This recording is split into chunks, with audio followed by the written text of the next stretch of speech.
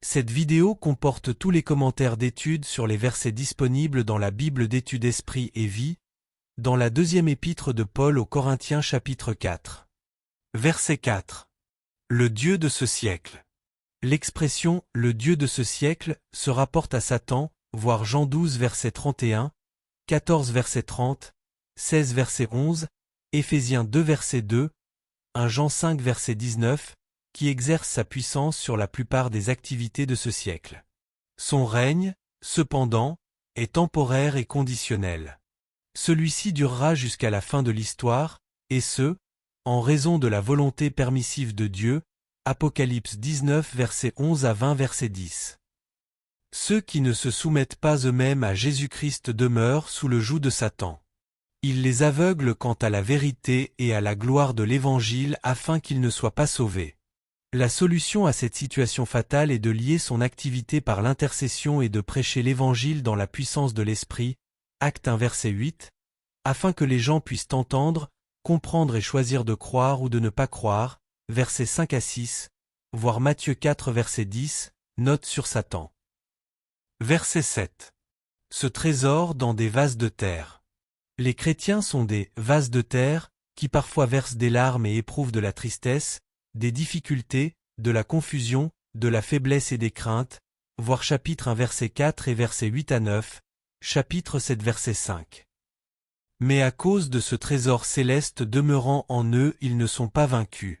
Le christianisme n'est pas le retrait de la faiblesse. Il n'est pas non plus simplement la manifestation de la puissance divine, mais il est plutôt la manifestation de la puissance divine dans la faiblesse humaine, chapitre 12 verset 9.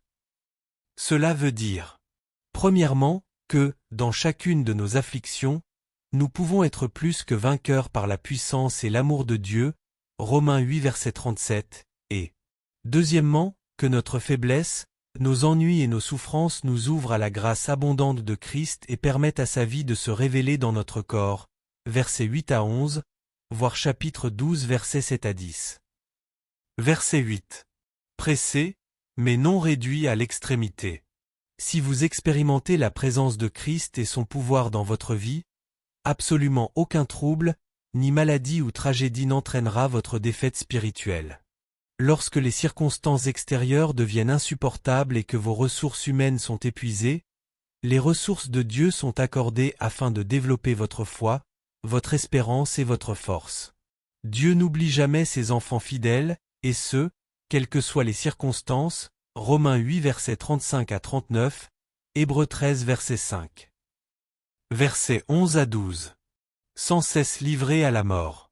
Pour apporter la vie à une autre personne, nous devons avoir part aux souffrances de Christ et expérimenter l'action de sa mort dans notre propre vie, verset 12.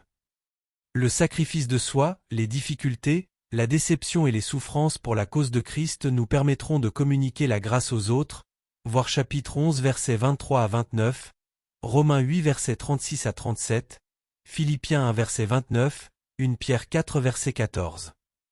Jésus a enseigné ce même grand principe de l'abattement, voir Jean 12 versets 24 à 27. Verset 16. Extérieur, intérieur. Le terme « extérieur » renvoie au corps qui est sujet à la décrépitude. Il s'achemine vers la mort à cause de notre mortalité et des afflictions de la vie, verset 17.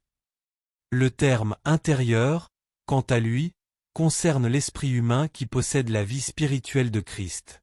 Quoique notre corps vieillisse et dépérisse, nous expérimentons un renouvellement continuel par la communication constante de la vie et du pouvoir de Christ. Son influence rend nos pensées, nos émotions et notre volonté capables d'être transformées à sa ressemblance et d'être conformes à son dessein éternel. Verset 17. Légère affliction du moment présent, poids éternel de gloire. Les épreuves endurées dans la vie de ceux qui demeurent fidèles à Christ ne sont rien par comparaison à la gloire que nous avons en Christ. Cette gloire est toujours partiellement présente, mais sera pleinement expérimentée dans le futur, voir Romains 8 verset 18. Lorsque nous recevrons notre héritage céleste, nous saurons que les plus sévères tribulations n'étaient rien comparées à la gloire de l'état éternel. Par conséquent, nous ne devons pas perdre espoir ou abandonner notre foi lorsque nous faisons face à nos problèmes.